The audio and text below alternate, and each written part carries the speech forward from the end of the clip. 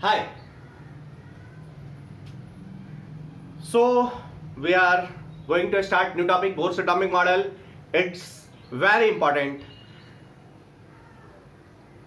by exam point of view. Exam point of view से यहां से आपको एक आध क्वेश्चन मिल ही जाएगा. आप अपने टाइम में भी एक क्वेश्चन इसमें ऑब्टेन करेंगे. आप एक क्वेश्चन सॉल्व करने के लिए आपको दिखाई इसमें देगा. ओके, सो टिल नाउ हम लोगों ने क्या क्या पढ़ा है. टिल नाउ हम लोगों ने थॉमसन मॉडल पढ़ा. एटॉमिक मॉडल्स को हम लोगों ने स्टार्ट किया था और उसमें सबसे पहला थॉमसन मॉडल लिया था. थॉमसन मॉडल को हम लोगों ने स्टडी किया, लेकिन दिखाई दिया there was certain drawbacks in that model. हमें इस मॉडल को इंप्रूव करने की जरूरत थी. फिर हम लोग रदरफोर्ड साहब जो थॉमसन के स्टूडेंट भी थे, उन्होंने रदरफोर्ड एटॉमिक मॉडल दिया. उन्होंने कुछ Rutherford alpha particle scattering experiment किया. On the basis of that experiment certain conclusions निकाला. बट उस कंक्लूजन का एक मेजर ड्रॉबैक निकला जो कि मैक्सवेल इलेक्ट्रोमैग्नेटिक थ्योरी को एक्सप्लेन नहीं कर रहा था. मैक्सवेल इलेक्ट्रोमैग्नेटिक थ्योरी को कंट्राडिक्ट कर रहा था. बट अब क्या कर सकते हैं, हमारे पास कोई ऑप्शन नहीं था. नाउ बोर साहब आए. बोर ने कहा देखो आप कंफ्यूज हो रहे हो, एटम कैसा है आप समझ नहीं पा रहे हो, तो मेरी बात सुनो. मरता क्या नहीं करता, ऑप्शन क्या था. उन्होंने बस दादागिरी करनी शुरू कर दी. उन्होंने कुछ पोस्टुलेट्स दिए. पोस्टुलेट्स मतलब क्या है, पोस्टुलेट का मीनिंग होता है भैया आप कुछ चीजों को पहले मान लीजिए और उसके बेसिस पे कुछ थ्योरी बनाइए. अब आप ये मानेंगे नहीं तो थ्योरी नहीं बनेगी. सो इन्होंने कुछ पोस्टुलेट्स बोले, इसकी कोई प्रूफ नहीं, जस्ट आप इसको मानो. पहले मानो देन बात करेंगे. कुछ बोर ने ऐसी दादागिरी करी. मैं इसको दादागिरी कहता हूं. भैया मेरी बात सुनो तो तुम्हारी प्रॉब्लम सॉल्व होंगे. यदि तुम मेरी बात नहीं सुनोगे प्रॉब्लम में रहो. तो हम लोगों के पास भी क्या ऑप्शन होगा, भैया सुन लो यार जो कह रहा है. सो हम लोगों ने सुना और उससे कुछ इस थ्योरी से, इस एटॉमिक मॉडल का उन्होंने जो पोस्टुलेट्स दिया है और अकॉर्डिंग टू दैट पोस्टुलेट्स हम लोग कुछ चीज डिराइव करेंगे. और डिराइव करने के बाद कुछ एक्सपेरिमेंटल बिहेवियर इससे सेटिस्फाइड हो गया, इसलिए बोर्स एटॉमिक मॉडल थोड़ा सक्सेसफुल हुआ. Okay, so we are trying to give you all details about Bohr's atomic model. मैं पूरा एटॉमिक मॉडल को इन डेप्थ पूरा पढ़ाऊंगा आपको. एक एक चीज को डिराइव करेंगे. It will take time, but इसके क्वेश्चंस छूटने नहीं चाहिए. ये सारा आपसे हो जाने चाहिए.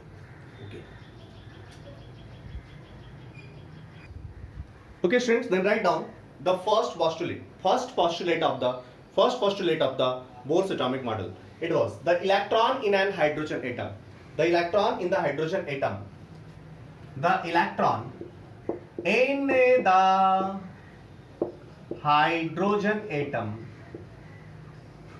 आगे हम लोग बात करेंगे क्यों हाइड्रोजन एटम और hydrogen like ion. The electron in the hydrogen atom और हाइड्रोजन लाइक आयन. इसमें आप इसको इंट्रोड्यूस कर दीजिएगा. The electron in hydrogen atom or hydrogen like ion can move around the nucleus.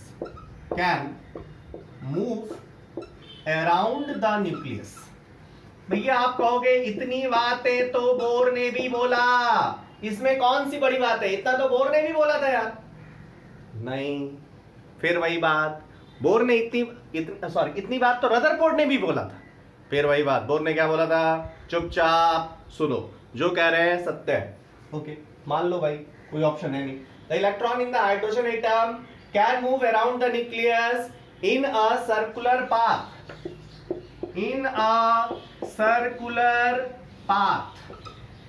Of fixed radius.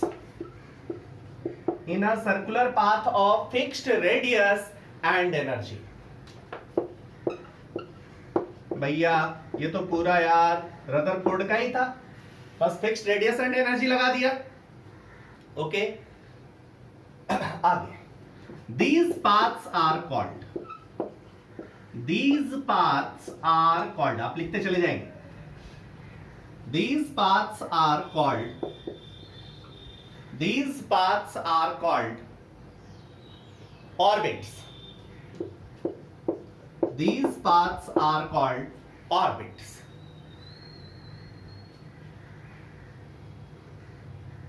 इसी का अगला नाम भी होता है ऑर्बिट्स और स्टेशनरी स्टेट्स।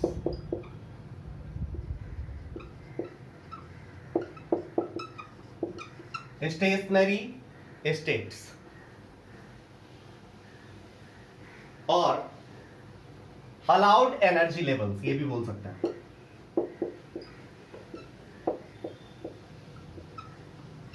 ये सब जो होता है अलाउड एनर्जी लेवल्स। जरा सुनना फिर से, मैं क्या बोल रहा हूं, बोल रहे रदरफोर्ड के बेसिस पे आपने रदरफोर्ड मॉडल में आपने पहली बात क्या पढ़ा था कि भैया न्यूक्लियस, इलेक्ट्रॉन न्यूक्लियस के चारों तरफ सर्कुलर पाथ में रिवॉल्व करेगा। उसी बात को बोर ने भी बोला, क्या बोला, the electron in hydrogen atom और hydrogen like ion. Hydrogen like ion, what do you mean by hydrogen like ion? ध्यान देना, हाइड्रोजन लाइक आयन का मीनिंग होगा सिंगल इलेक्ट्रॉन सिस्टम, मतलब एक इलेक्ट्रॉन होना चाहिए। इसका मतलब ये हुआ कि bourse theory is valid only for single electron system. क्यों होता है आगे बात करेंगे।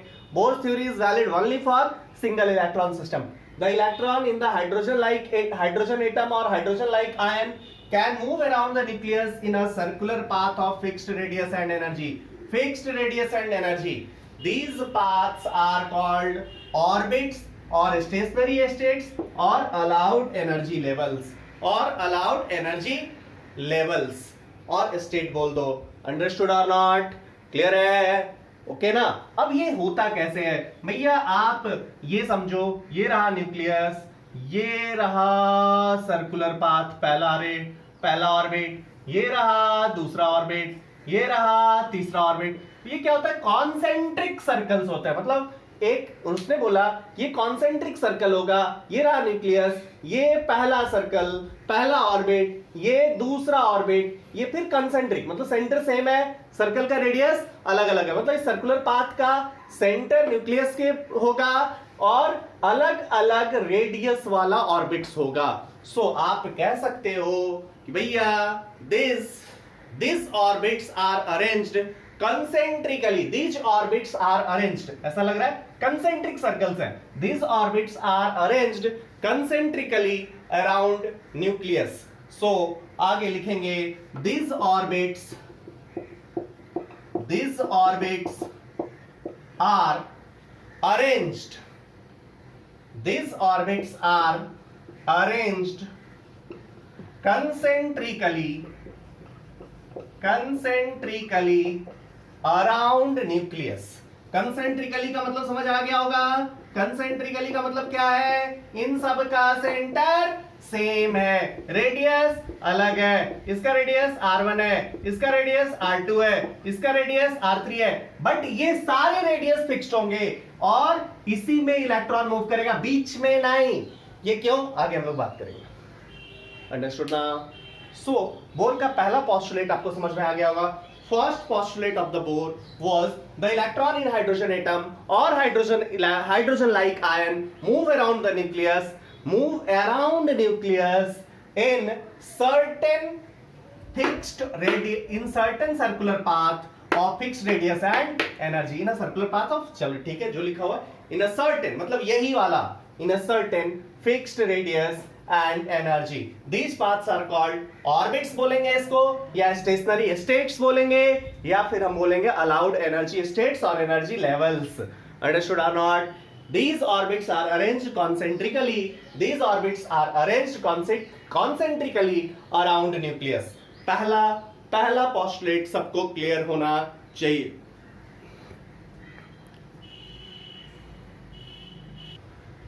Okay, student. Then you should write down the next postulate. What was the next postulate? उसने next postulate में क्या कहा, भैया हमारे बोर साहब ने कहा, देखिए भैया, the energy of electron in the orbit, पहले समझ लेते हैं उसके बाद हम लोग लिखेंगे। बोर साहब ने कहा देखिए ये तो रहा कंसेंट्रिक सर्कल्स है, कंसेंट्रिक सर्कल लीजिए। आपने कहा इसका एनर्जी फिक्स्ड है, लेट अस सपोज इसका एनर्जी E1 है, इसका भी एनर्जी फिक्स्ड है, लेट अस सपोज इसका एनर्जी E2 है। जब तक ये इलेक्ट्रॉन यहां रहेगा, तब तक इस ऑर्बिट में जब तक ये इलेक्ट्रॉन रहेगा तब तक इसका एनर्जी चेंज नहीं करेगा। उन्होंने पोस्टुलेट बना दिया इसको। अब आप कुछ क्वेश्चन नहीं उठा सकते, कुछ क्वेश्चन उठाने की कोशिश कर रहे हो तो चुप हो जाओ। क्या ये मान लेना है? आप मानोगे तभी आगे काम कर पाओगे, नहीं मानोगे एज यू विश गाली दे सकते हो, कुछ नहीं कर सकते यार। मानोगे तो क्वेश्चन सॉल्व होगा, नहीं मानोगे तो नहीं होगा, तो बेटर है चुप हो जाओ, क्वेश्चन सॉल्व करना है। अंडरस्टूड? चलिए नाउ ये इलेक्ट्रॉन जब यहां मूव कर रहा है तो इसका सर्टेन एनर्जी E1 है, जब ये इलेक्ट्रॉन यहां मूव कर रहा है तो इसका सर्टेन एनर्जी E2 है, जब ये इलेक्ट्रॉन इस ऑर्बिट में मूव कर रहा है तो इसका एनर्जी E3 है। बट ये E1, E2, E3 यही तीन ऑर्बिट आपको दिखाई दे रहे हैं, और भी ऑर्बिट्स है, लेकिन इन तीनों के बीच में कोई ऑर्बिट नहीं है। ओके, अब जब तक ये इस ऑर्बिट में मूव कर रहा है इलेक्ट्रॉन, उसका कोई एनर्जी चेंज नहीं होगा, उसका एनर्जी फिक्स रहेगा और वो E1 रहेगा। जब तक इस ऑर्बिट में मूव कर रहा है उसका एनर्जी E2 रहेगा, उसमें भी कोई चेंजेस नहीं होगा, E3 रहेगा, कोई चेंजेस नहीं होगा। बट हो सकता है कि यहां वाला इलेक्ट्रॉन यहां जाए। कब कब? अच्छा एक बात बताओ, एनर्जी का एक्सप्रेशन क्या था? एनर्जी का एक्सप्रेशन था कि Q1 Q2 by R। Okay, यहां न्यूक्लियस है, न्यूक्लियस इज पॉजिटिवली चार्ज, मतलब Q1 is positively charge. What about Q2? Q2 electron है, इलेक्ट्रॉन मतलब निगेटिव है, मतलब K into something negative by R, यही ना, समथिंग जो भी है निगेटिव है, K पॉजिटिव है, R पॉजिटिव है, बट ये निगेटिव है। Q1 इंटू Q2 इस केस के लिए निगेटिव है, क्यों? क्योंकि ये पॉजिटिव है, दूसरा निगेटिव है, सो Q1 into Q2 positive into negative होगा, दैट इज निगेटिव। ओके, सो ये वाला निगेटिव है। अब आप बताओ R बढ़ाने से एनर्जी बढ़ेगा या R घटाने से एनर्जी बढ़ेगा? जरा सोचो। सो R यदि आपने बढ़ाया, R को आपने इंक्रीज किया, R को इंक्रीज किया तो ये जो पोटेंशियल एनर्जी है ना भैया, पोटेंशियल एनर्जी क्या होगा? R बढ़ाओगे तो पोटेंशियल एनर्जी घटेगा, बट कौन? मैग्नीट्यूड में। जैसे पहले -10 है तो अब -5 हो गया, लेकिन -10 -5 में बड़ा कौन होता है? आप बोलोगे -10 -5 में हमें तो पता है यार -5 बड़ा होता है, मतलब एक्चुअली आप R को बढ़ाओगे ना तो पोटेंशियल एनर्जी एक्चुअली बढ़ रहा है। पहले R कम था, मतलब वैल्यू ज्यादा था, R को बढ़ाया तो मैग्नीट्यूड पहले R का वैल्यू यदि कम है तो मैग्नीट्यूड ज्यादा है, R का वैल्यू को आपने बढ़ा दिया तो मैग्नीट्यूड घट गया। इसका मैग्नीट्यूड 10 था, घट के 5 हो गया, लेकिन एक माइनस साइन के कारण, ये माइनस साइन है, अब -5 हो गया। लेस R पे R मिनिमम, R मीन पे -10, R मोर पे -5, कौन ज्यादा हुआ? R मोर पे ज्यादा हुआ। सो R इंक्रीज करोगे तो पोटेंशियल एनर्जी इंक्रीज करेगा। What do you mean by this? जैसे जैसे आप न्यूक्लियस से दूर जाते हो एनर्जी बढ़ता चला जाता है, न्यूक्लियस से दूर जाते हो एनर्जी बढ़ता जाता है। अच्छा, इसीलिए सबसे पहले इलेक्ट्रॉन कहां जाता था? फर्स्ट सेल में जाता था या फर्स्ट ऑर्बिट में जाता था, क्योंकि वहां पे एनर्जी सबसे कम था। एनर्जी सबसे कम था मतलब स्टेबिलिटी सबसे ज्यादा था। किसी भी सिस्टम को आप एनर्जी बढ़ा दोगे तो अनस्टेबल हो जाएगा। जैसे मैं भी उछलना कूदना शुरू कर दूं, यार कहीं चोट लग जाएंगे। अंडरस्टूड और नॉट? सो स्टेबिलिटी और एनर्जी का यहाँ पे इनवर्सली प्रोपोर्शनल है भैया। एनर्जी जितना ज्यादा होगा स्टेबिलिटी उतना कम होगा। सो आप बोलोगे जैसे जैसे तुम न्यूक्लियस से दूर जाते चले जाओगे, न्यूक्लियस से दूर जाते चले जाओगे, एनर्जी बढ़ता चला जाएगा। सो मान लो इलेक्ट्रॉन इस ऑर्बिट में है, फर्स्ट ऑर्बिट में है, E1 उसका एनर्जी है, इसको E2 में जंप करना है। यदि इसको जंप करना है ना तो एनर्जी डिफरेंस के बराबर का एनर्जी कौन सा? E2 माइनस E1 एनर्जी आपको सप्लाई करना पड़ेगा। क्यों? क्योंकि लेस एनर्जी से मोर एनर्जी वाले लेवल में गया है। यदि लेस एनर्जी लेवल से मोर एनर्जी वाले लेवल में गया है देन आपको सर्टेन एनर्जी सप्लाई करना पड़ेगा। लेट सपोज E2 से E3 में जाए इलेक्ट्रॉन, तो आपको सप्लाइड अमाउंट ऑफ एनर्जी कितना होगा?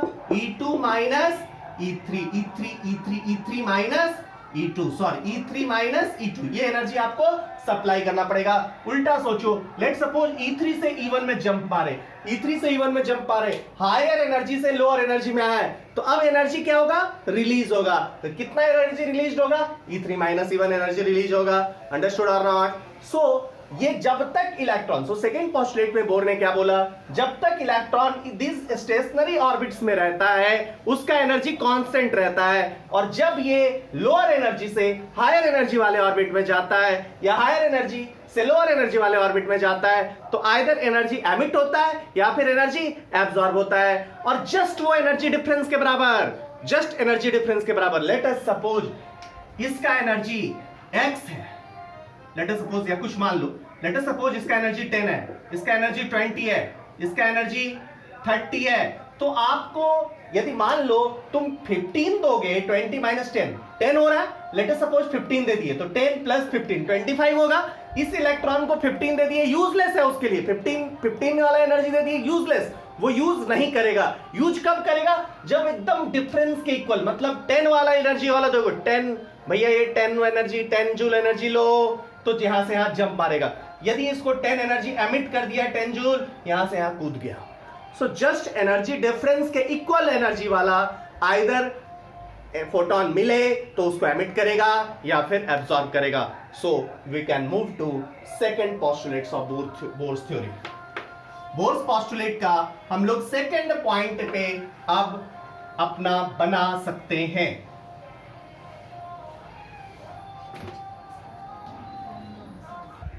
Okay, let's write second postulate. The energy of an electron, the energy of an electron, the energy of an electron in hydrogen, the energy of an electron, electron कहां पे आया? तो hydrogen like atom होगा या फिर hydrogen होगा। The energy of an electron of hydrogen or hydrogen like ion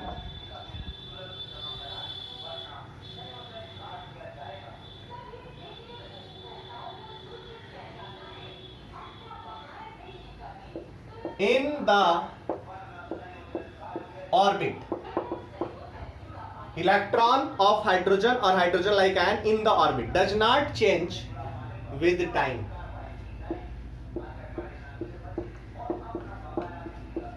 Doesn't change with time. भैया ये चेंज करने वाला नहीं है। जब चेंज, अब कब चेंज होता था बताओ? चेंज कब होता था? जब ये लोअर से हायर या हायर से लोअर में मूव करता था।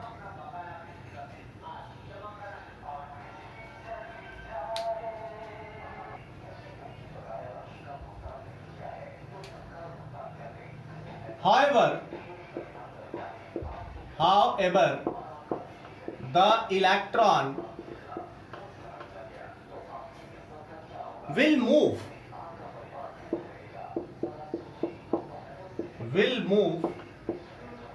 from a lower energy state, lower energy state or lower stationary state, lower stationary state to कहां?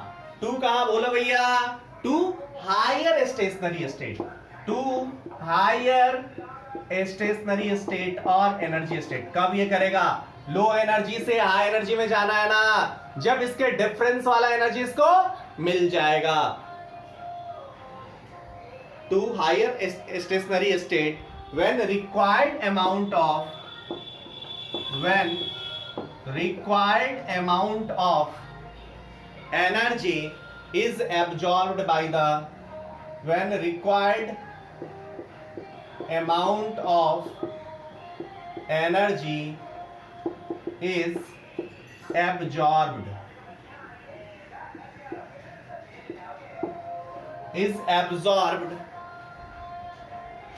by the electron, is absorbed by the electron. Clear है?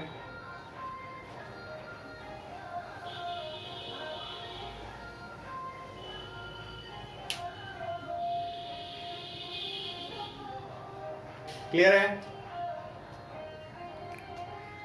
क्लियर है भैया? इसी का उल्टा क्या हो सकता है? इसी का उल्टा क्या हो सकता है? बस इसी का उल्टा।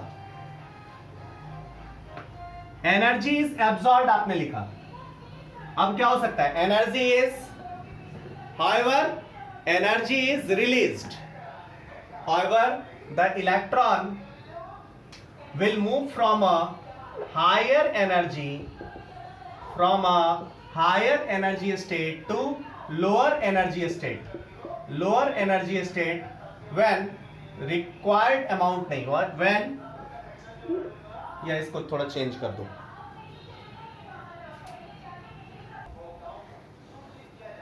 क्या होगा? Energy is emitted, energy is emitted when, third में लिख दिया, व्हेन इलेक्ट्रॉन इज, या व्हेन इलेक्ट्रॉन विल मूव, कहां से कहां तक? From higher energy state, higher energy state to lower energy state. ये समझ में आ गया होगा। मतलब अभी तीन चीजें आपको समझ में आई, तीन चीजें आपको समझ में आई भैया, मोटा मोटी अभी तक तीन चीजों का हम लोगों ने डिस्कशन किया। नंबर वन, इलेक्ट्रॉन न्यूक्लियस के चारों तरफ सर्कुलर कंसेंट्रिक सर्कुलर ऑर्बिट्स में मूव करता है, फर्स्ट पॉइंट। उसका ऑर्बिट का रेडियस फिक्स है, उसके ऑर्बिट का रेडियस फिक्स है, एनर्जी फिक्स है। ये समझ आया? अब एक एनर्जी एक ऑर्बिट से दूसरे ऑर्बिट में यदि जंप करेगा तो आइदर एनर्जी रिलीज करेगा या एनर्जी एब्जॉर्ब करेगा। अभी तक का इतना ही समरी था। अंडरस्टूड और not? Now come to next postulate. Next is the frequency of radiation. कौन सा रेडिएशन जो इमिटेड और एब्जॉर्ब्ड था? The frequency of radiation emitted और absorbed, the frequency of radiation emitted और एब्जॉर्ब्ड। अरे भैया मैंने बोला था ना, ये वाला जो एनर्जी है, यहां पे इस इलेक्ट्रॉन का एनर्जी लेट सपोज E1 है, यहां पे E2 है। ये E1 से जब E2 पे जंप मारा तो आप रेडिएशन एब्जॉर्ब करेगा, और जब E2 से E1 पे जंप मारेगा तो रेडिएशन एमिट करेगा। उस रेडिएशन का कुछ ना कुछ, वो इलेक्ट्रोमैग्नेटिक रेडिएशन जो होगा, उस रेडिएशन का, वो जस्ट एक रेडिएशन एमिट करेगा, उस रेडिएशन का, वो इलेक्ट्रोमैग्नेटिक रेडिएशन होगा, उसका कुछ फ्रीक्वेंसी होगा। और आप जैसा कि जानते हो एनर्जी इक्वल्स टू होता है H nu. H Planck's quantum theory के हिसाब से H is Planck's constant and nu is frequency. So यहां पे जो एनर्जी आएगा, आपको एनर्जी पता है और एच पता है तो न्यू पता हो जाएगा। रेडिएशन एमिटेड और absorbed when, the frequency of radiation emitted और एब्जॉर्ब्ड व्हेन, क्या, कब? When transmission occurs between two stationary state, when transmission occurs between two stationary states having energy E1 and E2। हमने क्या लिया है? E2 greater than E1, having the frequency of radiation emitted और absorbed when transmission occurs between two stationary states having energy E1 and E2। यहाँ पे क्या है? E2 greater than E1 है। क्यों E2? मैंने बताया था, न्यूक्लियस से जैसे जैसे दूर जाते जाओगे ज्यादा होगा। सो ये क्या हो जाएगा? फ्रीक्वेंसी क्या हो जाएगा भैया? आप बोलोगे डेल्टा, ये एनर्जी डिफरेंस, जितना एनर्जी डिफरेंस के बराबर होगा, और डेल्टा एनर्जी डिफरेंस जो होगा एच न्यू के बराबर होगा। मतलब यहां से लिख सकते हो nu is equals to delta E by h, और एनर्जी डिफरेंस कितना है? E2 minus E1। यदि ये आएगा पॉजिटिव आएगा, मतलब क्या होगा? ये पॉजिटिव आएगा तो क्या होगा? एनर्जी एब्जॉर्ब करेगा, और निगेटिव आएगा मतलब उतना एमिट करेगा। अंडरस्टूड और नॉट? ज्यादा से मैंने कम लिया है। सो फ्रीक्वेंसी तो निगेटिव हो नहीं सकता, ये तो निगेटिव नहीं होगा ना। निगेटिव कब आएगा? ये हमने क्या लिखा है? जब हमने E1 से E2 मतलब एब्जॉर्ब्ड वाला लिया है। यदि एमिटेड करनी होगी तो E1 माइनस E2 हो जाएगा, बिकॉज उस केस में क्या होगा? यहां से यहां आएगा। अंडरस्टूड और नॉट? अंडरस्टूड और not? New can't be positive, H can't be positive, या इनफैक्ट कह सकते हो कि यहां पे हमेशा डेल्टा ही लेंगे। कब एब्जॉर्ब कर रहा है, कब इमिट कर रहा है, ये आप कर दो, हमेशा डेल्टा ई ले लो, आपका काम बन जाएगा। It should be clear to all of you. E2 minus E1 मतलब हायर में से लोअर। अब आप देख लो कि क्या एमिट हो रहा है या एब्जॉर्ब हो रहा है। यदि हायर से लोअर जा रहा है तो ऑब्वियसली एमिट हो रहा है, और जो लोअर से हायर, लोअर एनर्जी स्टेट से हायर एनर्जी स्टेट में जा रहा है, देन ऑब्वियसली उसको रेडिएशन देना पड़ेगा। सो ये इसका रेडिएशन होगा। क्लियर है भैया? ठीक है भैया। इसको हम लोग इसी चीज को हम लोग बोलते हैं bourse frequency rule.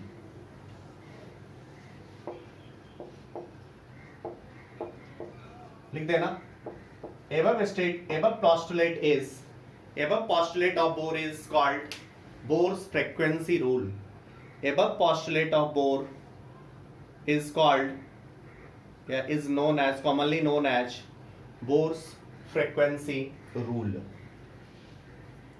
Above postulate is commonly known as Bohr's frequency rule. Next चलते हैं भैया। थर्ड या फोर्थ होगा ये शायद, मैंने तो इसको फोर्थ बनाया था। नेक्स्ट इज फिफ्थ में बोर साहब ने क्या बोला, ये इसका मेजर था, और यहीं से हम लोग सारे डेरिवेशन पे चले जाएंगे।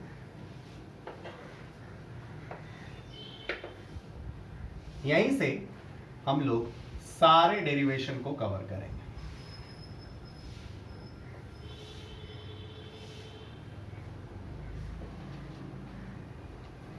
कैसे कवर करेंगे जरा देखिए। फिफ्थ को हम लोग क्वांटाइजेशन ऑफ एंगुलर मोमेंटम भी बोलते हैं, क्वांटाइजेशन प्रिंसिपल। ठीक है, इसमें उन्होंने क्या बोला, बोर साहब ने क्या बोला जरा समझना। द एंगुलर मोमेंटम, पहले लिख लो, सारा चीज मैं एक्सप्लेन कर रहा हूं। The angular momentum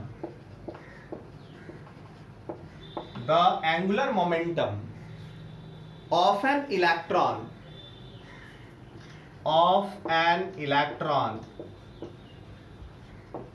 in a given stationary state, in a given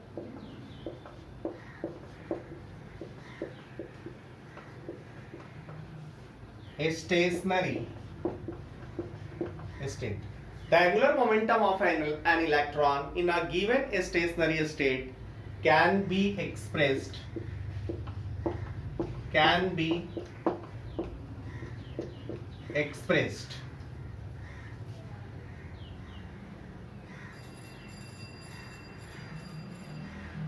as,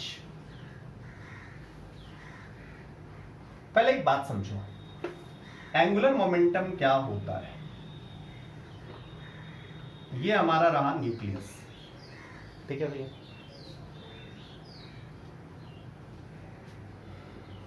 और ये रहा इलेक्ट्रॉन। यदि इलेक्ट्रॉन ऐसे रिवॉल्व कर रहा है, this one is velocity vector. ठीक है, जब भी आपको एंगुलर मोमेंटम डिफाइन करना है, एल वेक्टर डिफाइन करना है, तो एल वेक्टर क्या होता है, एल वेक्टर का मैग्नीट्यूड, या एल वेक्टर होता पहले क्या, एंगुलर मोमेंटम बोलते हैं। एंगुलर मोमेंटम किसी पॉइंट के अबाउट डिफाइन किया जाता है। लेट सपोज कोई भी पार्टिकल है, कोई भी पार्टिकल कहीं कैसे भी मूव कर रहा है, ऐसे मूव कर रहा है, इस पॉइंट के अबाउट ये है, मान लो इसका वेलोसिटी वेक्टर ये है, तो पहला वेक्टर एमवी वेक्टर डिफाइन कर लोगे। एमवी वेक्टर किसी के लिए डिफाइन कर सकते हो। दूसरा वेक्टर, जिस पॉइंट के अबाउट तुम एंगुलर मोमेंटम डिफाइन कर रहे हो, वो वाला पॉइंट लो, वो पॉइंट से पार्टिकल जहां है वहां चले जाओ। इस वेक्टर को तुम आर वेक्टर बोलो। ठीक है, दो पॉइंट ऑलवेज मिलेगा। कौन सा दो पॉइंट, एक पॉइंट जहां पार्टिकल प्रेजेंट है, दूसरा पॉइंट जिस पॉइंट के अबाउट एंगुलर मोमेंटम आप निकाल रहे हो। इन दोनों पॉइंट को मिला दो और पार्टिकल की तरफ एक वेक्टर बना दो, that is r vector. Angular momentum vector बोलते हैं हम लोग r cross m v vector. Understood? Angular momentum का जो मैग्नीट्यूड है वो क्या हो जाएगा, r into m b into sine theta, r into m b into sine theta. जरा समझना, अब हम लोग एंगुलर मोमेंटम किस पॉइंट के अबाउट लिख रहे हैं? न्यूक्लियस के अबाउट। इलेक्ट्रॉन कहां है? यहां पे है। चलिए इसका, इस वेक्टर का को हमने लिख दिया momentum vector m cross v। r vector कौन सा होगा? यहां से यहां चले जाए, this one is r vector. r vector मिल गया, mb वेक्टर मिल गया। कहीं भी जाए, किसी भी पॉइंट पे जाए, आप बोलोगे r वेक्टर और mb वेक्टर के बीच एंगल कितना हो जाएगा? बोलो बोलो बोलो, 90 डिग्री। 90 डिग्री हो जाएगा। इसका मतलब क्या करोगे? r वेक्टर का मैग्नीट्यूड r, mb वेक्टर का मैग्नीट्यूड mv और साइन 90 बोल दोगे, मतलब ये क्या हो जाएगा? m into we into r. मतलब इलेक्ट्रॉन जो मूव कर रहा है उसका एंगुलर मोमेंटम जो होगा वो m into we into are होगा। अंडरस्टूड और not? m into we into are होगा। तो उसको स्टूडेंट्स कहा कि भैया the angular momentum of electron in a given stationary state can be expressed as m mass of electron Vr is equals to n into h by 2 pi. Where n क्या है? मास of electron mVr पता है। n क्या है? n जो होगा इधर 1 होगा, 2 होगा, 3 होगा, 4 होगा, means n is any natural number. ठीक है, मतलब पहला n को 1 रखे तो कुछ सर्टेन एनर्जी ले, सर्टेन एंगुलर मोमेंटम हुआ। n को 2 रखे तो सर्टेन एंगुलर मोमेंटम हुआ। n को 3 रखे सर्टेन एंगुलर मोमेंटम हुआ। n को 4 रखे सर्टेन एंगुलर मोमेंटम हुआ। मतलब सारा एंगुलर मोमेंटम का वैल्यू नहीं हो सकता, एंगुलर मोमेंटम के कुछ सर्टेन वैल्यू ही हो सकते हैं। सो इसी चीज को कहा जाता है क्वांटाइज्ड। क्वांटाइज्ड का क्या मीनिंग है जरा थोड़ा समझते हैं। What do you mean bye quantized? ठीक है भैया, क्वांटाइज्ड का मीनिंग है जैसे आप समझो भैया एटीएम से आप पैसा निकालते हो। You are withdrawing ATM from you are withdrawing money from the ATM. If you are withdrawing money from the ATM, आप जानते हो एटीएम से जो मनी हम लोग विड्रॉ करते हैं, कभी आप 110 रुपीज विड्रॉ कर पाओगे? 110 रुपीज विड्रॉ कर पाओगे? बिल्कुल नहीं भैया। 110 कैसे विड्रॉ करेंगे? जैसे ही आप ये सिंबल डालोगे ना 110, पता चलेगा आपको 100 गांधी जी का फोटो 100 रुपीज वाला इंटू समथिंग लिख दिया, इसके मल्टीपल में होना चाहिए। मतलब एटीएम से जो मिनिमम आप पैसा निकाल सकते हो 100 रुपीज निकाल सकते हो, और 100 के किसी मल्टीपल में 100 into 1, 100 into 3, 100 into 4, 100 into 5, 100 into 5, 6 ऐसे करके आप कर सकते हो। अंडरस्टूड और? सो कह सकते हो money withdrawn from ATM is quantized. वो एक मिनिमम क्वांटिटी के इंटीग्रल मल्टीपल में एक्सप्रेस किया जा सकता है। नेक्स्ट इज आपने पढ़ा था charge is quantized. What do you mean by charge is quantized? किसी भी बॉडी पे आपको चार्ज, किसी भी एटम पे या किसी भी बॉडी पे आपको चार्ज या तो देना है, या तो प्लस देना है या माइनस देना है। तो आपके पास क्या वेज है? इलेक्ट्रॉन को रिमूवल करना। 1 इलेक्ट्रॉन निकालो, 2 इलेक्ट्रॉन निकालो, 3 इलेक्ट्रॉन निकालोगे, 4 इलेक्ट्रॉन निकालोगे, 5 इलेक्ट्रॉन निकालोगे, 1 इलेक्ट्रॉन ऐड करोगे, 2 इलेक्ट्रॉन ऐड करोगे, 3 इलेक्ट्रॉन ऐड करोगे। मतलब जो भी चार्ज होगा ना वो इलेक्ट्रॉनिक चार्ज के मल्टीपल में होगा। सो आपने कहा था चार्ज इज क्वांटाइज्ड। अंडरस्टूड और नॉट? क्लियर है भैया? नेक्स्ट आपने पढ़ा था energy is quantized. Why energy is quantized? कहा था एनर्जी जब भी आता है ना तो ये पैकेट्स के फॉर्म में आता है, और एक पैकेट को हम लोग फोटॉन बोलते हैं, और इसी फोटॉन का एनर्जी होता है h न्यू। ठीक, जब भी आपको एनर्जी लेना होगा तो आप 1 फोटॉन लोगे, 2 फोटॉन लोगे, 3 फोटॉन लोगे, 4 फोटॉन लोगे। आप 1.5 फोटॉन नहीं ले सकते। आप ये भी एनर्जी, मतलब एनर्जी जो किसी भी इलेक्ट्रोमैग्नेटिक रेडिएशन से आता है वो एक पैकेट के फॉर्म में आता है। सो कहा गया energy is also quantized. Understood और नॉट? क्लियर है ना? h न्यू लोगे, 2h न्यू लोगे, 3h न्यू लोगे, nh न्यू लोगे, आप हाफ h न्यू नहीं ले सकते। अंडरस्टूड? सो क्वांटाइज्ड का मतलब है किसी भी चीज को आप मिनिमम फॉर्म के इंटीग्रल यूनिट में लिख दें तो उसको हम लोग क्वांटाइज्ड बोलेंगे। जैसे यहां पे इलेक्ट्रॉनिक चार्ज के इंटीग्रल मल्टीपल में लिखा गया, यहां पे 1 फोटॉन के एनर्जी के इंटीग्रल मल्टीपल में लिखा गया, उसी ढंग से एंगुलर मोमेंटम को भी h/2 के इंटीग्रल मल्टीपल में लिखा गया. सो यू कैन टेल ना कि angular momentum of the electron is quantized.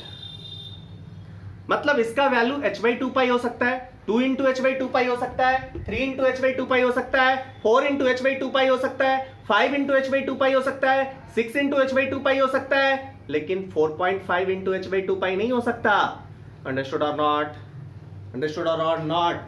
समझ में आया कि नहीं आया? इसका मतलब है कि हम लोग यहां से बोल सकते हैं भैया जो एंगुलर मोमेंटम है ना इलेक्ट्रॉन का वो क्वांटाइज्ड है, वो h/2 के इंटीग्रल मल्टीपल में लिखा जा सकता है. अंडरस्टूड और नॉट? इसको ये भी कहा जा सकता है कि भैया electron revolve only in those orbits in which angular momentum is quantized. Angular momentum of an electron is quantized.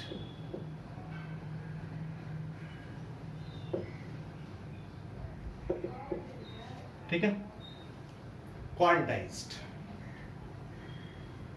समझ में आ गया? इस प्रिंसिपल को कहा जाता है क्वांटाइजेशन ऑफ एंगुलर मोमेंटम. अच्छा, और जो भी चीज क्वांटाइज्ड है ना उसके मिनिमम यूनिट को हम लोग बोलते हैं क्वांटा. जैसे quanta for light, light quantized है. लाइट से जो भी एनर्जी आ रहा है वो पैकेट्स में आ रहा है. अंडरस्टूड? तो लाइट का जो मिनिमम पैकेट है उसको हम लोग बोलते हैं क्वांटा. और quanta for light is photon, quanta for charge is electronic charge, quanta for angular momentum is h/2. Understood और नॉट? समझ में आई बात? जो मिनिमम के इंटीग्रल मल्टीपल में लिखा जाए उसको हम लोग बोल रहे हैं क्वांटा. अंडरस्टूड? भैया अब हम लोग आ चुके हैं बोर्स के पोस्टुलेट्स के बेसिस पे. कुछ सर्टेन ये बोर्स के पोस्टुलेट्स थे. On the basis of this postulates we will derive a lot of things. हम लोग पूरे थ्योरी को एनालाइज करेंगे. पहला डेरिवेशन का जो प्रिंसिपल था हमारे पास पहला इक्वेशन मिल चुका है, that is from quantization of angular momentum. Angular momentum के क्वांटाइजेशन पे हमें मिल चुका है भैया. ये क्या है? पहला इक्वेशन हमारे पास है m into we into r equals n into h/2. Quantization पहला इक्वेशन हमेशा हम रखेंगे, that is will be m into we into r equals to NH/2. सारे सिंबल्स के मतलब आपको पता होने चाहिए. m क्या है? मास ऑफ इलेक्ट्रॉन. v क्या है? Speed of electron. r क्या है? Radius of the orbit. n क्या है? 1 2 3 4. h क्या है? Planck's constant. h का वैल्यू कितना होता है? 6.63 इंटू 10 टू द पावर -34. अच्छा, मतलब है ना कि इस इक्वेशन में केवल दो अननोन है. कौन कौन? Speed of the electron we don't know, radius of the orbit we don't know. हम मास ऑफ इलेक्ट्रॉन को जानते हैं, h को जानते हैं, 2π को जानते हैं, n 1 2 3 कुछ भी होगा. अंडरस्टूड और नॉट? पहले इक्वेशन में दो अननोन है. अच्छा, मतलब इसको जानने के लिए, स्पीड ऑफ इलेक्ट्रॉन जानने के लिए, रेडियस ऑफ द ऑर्बिट को जानने के लिए हमें एक और इक्वेशन की रिक्वायरमेंट होगी. यदि हम वो वाला इक्वेशन निकाल लें तो हमारा काम बन जाएगा. अंडरस्टूड और नॉट? क्लियर होना भाई? हमें यदि ये जानना है कौन सा? Speed of the electron. और क्या जानना है? Radius of the orbit. यदि ये जानना है तो हमें एक इक्वेशन और निकालना पड़ेगा. वो इक्वेशन यदि निकल जाएगा तो हम इसको सॉल्व करने में एबल हो जाएंगे. ओके, हम सेकेंड इक्वेशन बनाने की कोशिश कर रहे हैं. अगले बहुत देर हम इन दो इक्वेशंस का हेल्प लेते रहेंगे. अगला 10 आवर्स का लेक्चर अराउंड इन दो इक्वेशंस पे घूमता रहेगा. इन दो इक्वेशंस पे आप बिल्कुल कैसे आया है नहीं आया है पूरा कंफर्ट लेवल अचीव कर लेना. अंडरस्टूड? पहला इक्वेशन क्लियर है? आपसे ना समझ आए लाइव क्लास में बार बार पूछना, मैं बहुत एक्सप्लेन करने की कोशिश करूंगा. चलिए, नेक्स्ट इक्वेशन कहां से आएगा? सेकेंड इक्वेशन कहां से आएगा सच दैट हम इसको सॉल्व कर सकते हैं? भैया आपको भी पता है ये this one is the nucleus, this one is the electron. ठीक है, आपको भी पता है कि कोई भी पार्टिकल सर्कुलर पाथ पे यदि मूव कर रहा है, इंक्लूडिंग यू, आप मूव कर रहे हो, friction force is responsible. Friction force ही वो फोर्स है जो आपको सर्कुलर पाथ पे मूव करा रहा है। आप साइकिल चला रहे हो सर्कुलर ट्रैक पे, फ्रिक्शन फोर्स साइकिल चला रहा है। आप कार चला रहे हो, फ्रिक्शन फोर्स उसको आपको सर्कुलर ट्रैक पे लेके जा रहा है। मतलब जब भी सर्कुलर ट्रैक पे आपको जाना है, आपके पास एक फोर्स सर्कल के सेंटर के टुवर्ड्स डायरेक्टेड होना चाहिए, अदरवाइज आप सर्कुलर पाथ पे मूव नहीं कर पाएंगे। कोई ना कोई एक फोर्स होना चाहिए जो सर्कल के सेंटर के टुवर्ड्स डायरेक्टेड होना चाहिए। आप कांस्टेंट स्पीड से मूव कर रहे हो, अरे क्या मतलब है यार, डायरेक्शन तो हर पॉइंट पे चेंज कर रहा है ना। So velocity is changing means some acceleration is required. और एक्सेलरेशन कौन प्रोड्यूस करता है? कोई फोर्स। मतलब कोई फोर्स होना चाहिए, किधर डायरेक्टेड होना चाहिए? वो फोर्स सेंटर की ओर डायरेक्टेड होना चाहिए। मतलब ये हुआ कि जब कोई भी पार्टिकल सर्कुलर मोशन कर रहा है, कांस्टेंट स्पीड से ही कर रहा है, तो सर्कल के सेंटर के टुवर्ड्स डायरेक्टेड एक फोर्स आपके लिए रिक्वायर्ड है। सर्कल के सेंटर के टुवर्ड्स डायरेक्टेड फोर्स एक रिक्वायर्ड है। तो इलेक्ट्रॉन भी जब सर्कुलर पाथ पे मूव कर रहा है तो एक फोर्स होना चाहिए ना भाई, जो सर्कल के सेंटर के टुवर्ड्स डायरेक्टेड होना चाहिए। यहां पे कौन सा फोर्स है? वो बिल्कुल है। कौन सा फोर्स है भैया? ये हमारा क्या है? न्यूक्लियस। न्यूक्लियस क्या है? न्यूक्लियस में कैसा charge? Obviously positively charge. Electron कैसा charge? Negatively charge. Electron negatively charge मतलब न्यूक्लियस के टुवर्ड्स इधर फोर्स डायरेक्टेड होगा ना, ये फोर्स डायरेक्टेड होगा। यदि इलेक्ट्रॉन यहां चला है, अरे अभी सेंटर की ओर, अभी सेंटर की ओर, अभी सेंटर की ओर। अच्छा, मतलब यहां पे जो इन दो चार्ज के बीच फोर्स लग रहा है ना, वही फोर्स इनको रिवॉल्व कराएगा। ये समझ आ गया। और वो फोर्स का मैग्नीट्यूड कितना होगा? आपको पता है ना कि जब भी दो चार्ज है, दो चार्ज कौन सा? First is Q1, next is कौन? Q2। इन दोनों के बीच डिस्टेंस कितना है? R डिस्टेंस है। इफ दो चार्ज है Q1 Q2 separated by A distance R, जब भी ये R डिस्टेंस पे सेपरेटेड होगा, फोर्स का मैग्नीट्यूड क्या लिख सकते हैं? फोर्स का magnitude 1/4 pi epsilon not Q1 into Q2 by R square लिख सकते हैं। समझ में आ गया होगा। So magnitude of the force is 1/4 pi epsilon not Q1 into Q2 by R square. Okay, सो यहां भी दो फोर्स, दो चार्ज आपको दिखाई दे रहा है। क्या? चार्ज ऑन न्यूक्लियस, यहां पे चार्ज ऑन इलेक्ट्रॉन। दोनों के बीच distance radius of the orbit. यहां पे फोर्स क्या लिखोगे? 1/4 pi epsilon naught charge of nucleus, charge of electron by R square. ये फोर्स होगा। अब आपको पता है फोर्स क्या होता है? Mass into acceleration. अच्छा, ये जो सर्कुलर मोशन हो रहा है, इस सर्कुलर मोशन का एक्सेलरेशन होता है। कोई भी पार्टिकल सर्कुलर पाथ पे जा रहा है तो उसका एक सेंट्रीपिटल एक्सेलरेशन होता है, and this centripetal acceleration is v square by R। भैया यहां पे हर पॉइंट पे वेलोसिटी चेंज कर रहा है ना। यदि वेलोसिटी चेंज कर रहा है तो उसका एक एक्सेलरेशन होना चाहिए ना, और वो एक्सेलरेशन किधर होगा? सेंटर की ओर डायरेक्टेड होगा। उसका मैग्नीट्यूड कितना होगा? v square by R। v is what? Speed. R is what? Radius of the orbit. तो ये समझ आ गया होगा आपको कि फोर्स तो लिख दिया। अब फोर्स इक्वल्स टू क्या होना चाहिए? Mass into centripetal acceleration. Mass me हो गया, मास ऑफ इलेक्ट्रॉन। सेंट्रीपिटल क्या हो गया? v स्क्वायर बाय R हो गया। This one is the acceleration. v क्या है? स्पीड ऑफ द इलेक्ट्रॉन है। r क्या है? रेडियस ऑफ द ऑर्बिट है। अब चार्ज ऑफ न्यूक्लियस को मैं क्या लिखूं? आप बोलोगे यदि हाइड्रोजन एटम का न्यूक्लियस होगा तो चार्ज ऑब्वियसली एक प्रोटॉन होगा, and charge can be written as E। अरे इलेक्ट्रॉन के चार्ज को माइनस ही ले लो, ठीक? तो प्रोटॉन का चार्ज क्या हो जाएगा? E हो जाएगा कि नहीं हो जाएगा?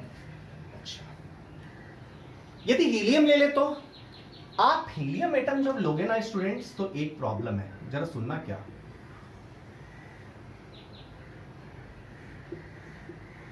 न्यूक्लियस और ये रहा electron. Clear?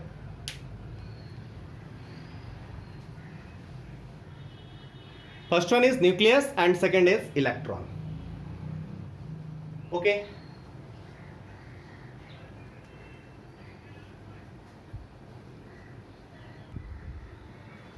My dear students, what is problem with helium? हम लोग इसका डिस्कशन कर रहे हैं। ध्यान ध्यान देना, ये हमारा हीलियम है। हीलियम में आपको पता है ना कि 2 इलेक्ट्रॉन होगा। ओके, हीलियम में 2 इलेक्ट्रॉन होगा। फर्स्ट इलेक्ट्रॉन यहां ले लिया, सेकेंड इलेक्ट्रॉन यहां लिया, कहीं होगा बट जो भी है।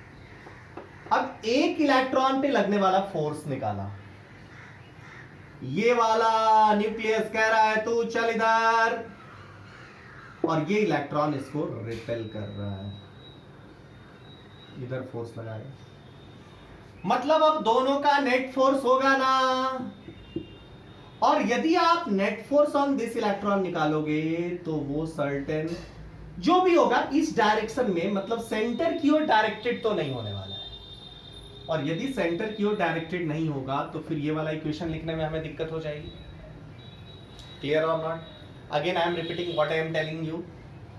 भैया हमारे पास ये न्यूक्लियस है, एक से ज्यादा इलेक्ट्रॉन होगा, तो अब एक इलेक्ट्रॉन पे 2 चीज है जो फोर्स लगाएगा। न्यूक्लियस भी फोर्स लगाएगा, दूसरा इलेक्ट्रॉन भी फोर्स लगाएगा, और फिर हमें इनका रिजल्टेंट निकालना होगा। रिजल्टेंट डायरेक्टेड टुवर्ड्स न्यूक्लियस नहीं होगा।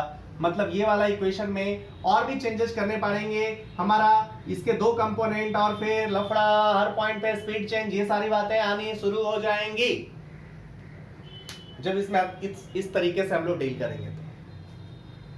तो इस केस में हमें प्रॉब्लम है डील करने में। सो बोर ने कहा देखो हम नन्हे मुन्ने बच्चे हैं यार, ये सारी कहानी छोड़ो, हम बस सिंगल इलेक्ट्रॉन ले रहे हैं।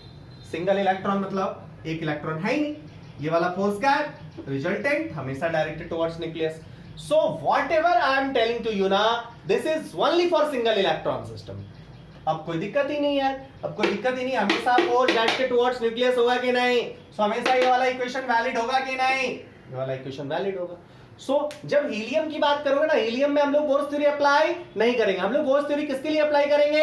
He+ के लिए बात करेंगे। बिकॉज हीलियम में तो 2 प्रोटॉन है, बट इलेक्ट्रॉन 2 था, एक निकाल दिए, तो अब एक ही इलेक्ट्रॉन बचा ना। सो He+ में 1 इलेक्ट्रॉन है। लिथियम के लिए हम लोग बात नहीं करेंगे। क्यों नहीं बात करेंगे? लिथियम में कितना इलेक्ट्रॉन है? आप बोलोगे हाइड्रोजन, हीलियम, लिथियम। लिथियम में 3 इलेक्ट्रॉन है, 3 इलेक्ट्रॉन है। सिंगल स्पीशीज के लिए तो, सिंगल इलेक्ट्रॉन सिस्टम के लिए तो बोर्स थ्योरी वैलिड है ना। यदि सिंगल इलेक्ट्रॉन सिस्टम के लिए बोर्स थ्योरी वैलिड है, इट मींस हमें क्या करना चाहिए? हमें इससे 2 इलेक्ट्रॉन रिमूव कर लेने चाहिए। यदि 2 इलेक्ट्रॉन रिमूव कर लेंगे तो ये क्या हो जाएगा? Li2+ हो जाएगा ना भैया। What about beryllium? बेरिलियम के लिए बोर्स थ्योरी वैलिड होगा कि नहीं होगा? आप बोलोगे बेरिलियम के लिए बोर्स थ्योरी वैलिड नहीं होगा। किसके लिए वैलिड होगा भैया? आप बोलोगे बेरिलियम पे आप 3+ चार्ज दो, चूंकि बेरिलियम में कितना इलेक्ट्रॉन है?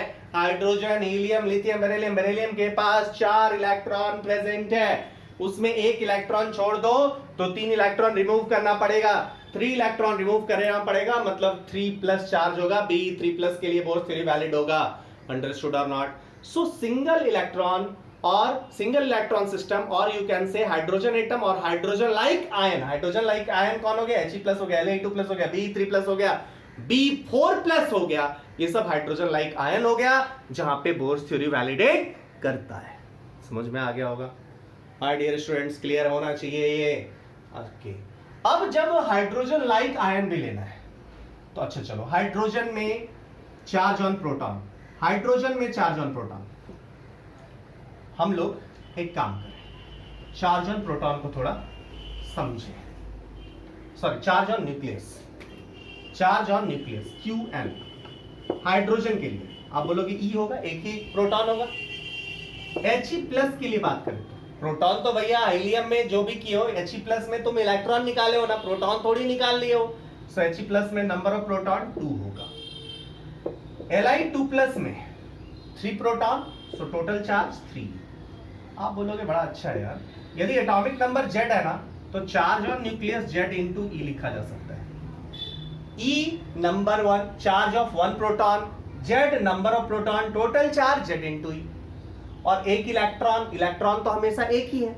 सो चार्ज ऑन न्यूक्लियस क्या लिखा है, चार्ज ऑन न्यूक्लियस क्या लिखा जा सकता है, Z into E. Charge on electron क्या लिखा जा सकता है, माइनस ई। अंडरस्टूड और नॉट?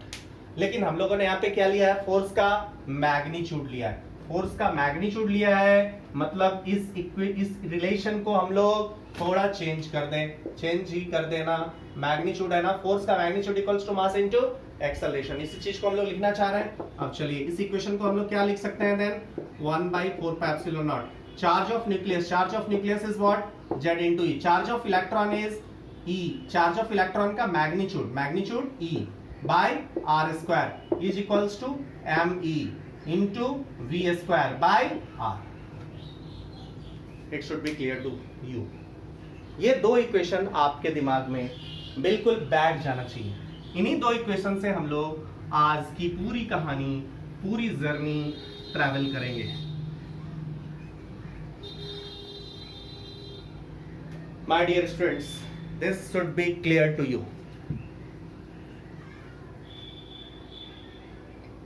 ठीक है भैया? H equals to 6.63 into 10 to the power minus 34. मतलब अब इसमें सारे इक्वेशंस को आप जानते हो। अच्छा, यहाँ पे 1 जानते हो, 4 जानते हो, पाई जानते हो, एप्सिलॉन नॉट नहीं जानते हैं। जो लोग नहीं जानते हैं लिख लेंगे एप्सिलॉन नॉट का value 8.85 into 10 to the power minus 12। Certain units भी होगा इसका। यूनिट कहां से निकालेंगे, अरे फोर्स से निकालेंगे यार। यूनिट पे मैं वरीड नहीं हो रहा हूं, ये आप यूनिट डायमेंशन चैप्टर में पढ़ चुके हैं, फिजिक्स में आपको बताया गया है, इसलिए हमें वरीड नहीं होना है। चलिए, so now we have two equations, और इन इक्वेशंस के हेल्प से हम लोग काम करें। हमारे पास दो इक्वेशन है, equation number 1 and equation number 2। मैं जरा इसको सिंप्लीफाई कर दूं।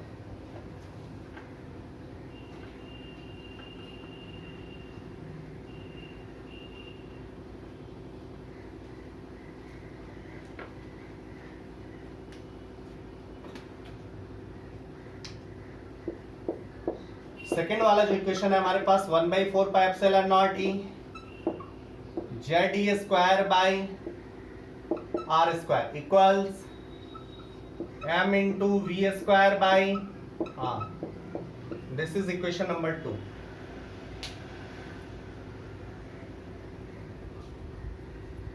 This is equation number 2। अब इन दो इक्वेशंस में आप देखो कि अननोन कितने आ रहे हैं। 1/4 पाई एप्सिलॉन नॉट, नोन या अननोन? अरे बिल्कुल नोन यार, इसको तो पता है ना हमें, ये कांस्टेंट होगा।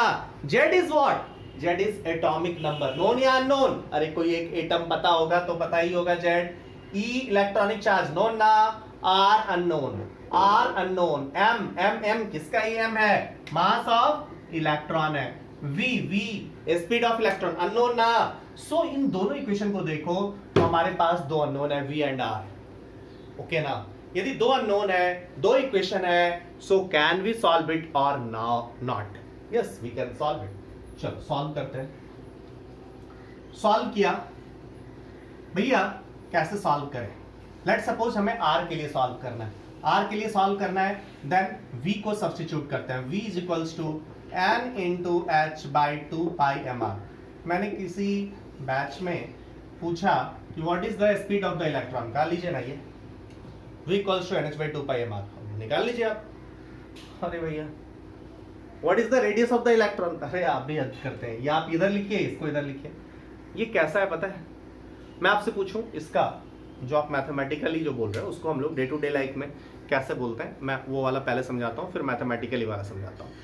डे टू डे लाइफ में आपने ये जोक सुना होगा, घर का है मंदिर के सामने, मंदिर का है घर के सामने, अरे दोनों का है एक दूसरे के आमने सामने। ना हमें घर पता है ना मंदिर पता है। आप घर को मंदिर के टर्म्स में बता रहे हैं, मंदिर को घर के टर्म्स में बता रहे हैं। उस बंदे को ना घर पता है ना मंदिर पता है, आप दोनों के टर्म्स में एक्सप्लेन किए जा रहे हो। जस्ट लाइक ये है, हमें V पता है, नो, आप V को R के टर्म्स में बता रहे हो। जब R पूछ रहे हैं तो V के टर्म्स में बता रहे हो। हमें तो ये दोनों ही नहीं पता है यार। ओके, सो हमें इस सेकेंड इक्वेशन का हेल्प लेना पड़ेगा। चलिए सेकेंड इक्वेशन का हेल्प लीजिए। मतलब सेकेंड इक्वेशन में ये वाला पुट कर दीजिए, पुट कर दिया 1/4 pi epsilon naught Z e square by r square, कहीं v नहीं दिखा, बहुत अच्छी बात है, एम ई बाई आर, चलिए वी स्क्वायर, वी क्या है, वी पुट किया, वी क्या है n square h square by 2 pi का square m e square r square, क्यों सब स्क्वायर करते गए, क्योंकि v m e by r v square था तो v का स्क्वायर कर दिए, पक्का ना। अब एक r से एक r सुलट गया, ठीक, मैं सबको उधर ले जाके लिखने की कोशिश कर रहा हूं, r को इधर ले आए और सबको इधर ले आए, r इधर ले आए, r इधर है, इसको इधर ले आए, अब चलिए इधर लिखा, उन सब चीजों को इधर लाए, so 1/4 pi epsilon naught as it is रह गया, z e square as it is रह गया, क्लियर है, z e square as it is रह गया। अब यहां से सब ऊपर गया, ऊपर गया तो क्या बचा, आप कहोगे यहां से एक एम ई तो कैंसल हो गया, ठीक है भैया, क्लियर ना, सो ऊपर गया, ऊपर जाने के बाद ये क्या बन गया 4, ये क्या हो गया पाई स्क्वायर, ये क्या हो गया एम ई, ओके ना, अच्छा एक आर स्क्वायर और है, ओके ओके ओके, तो मैं गलत किया, इसको ऐसे नहीं, इस r को आप कैंसिल मत करो,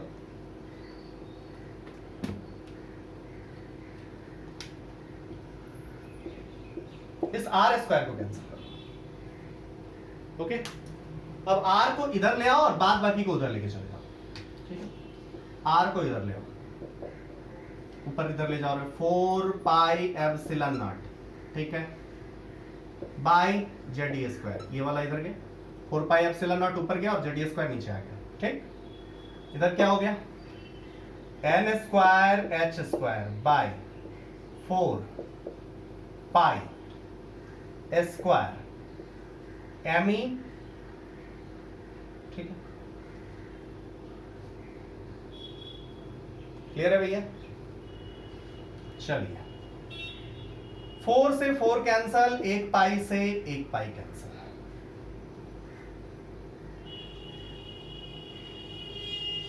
ठीक है, तो सिंप्लीफाई करके क्या आपको दिख रहा है,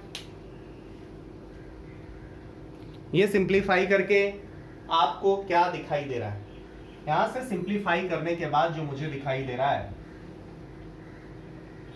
दैट इज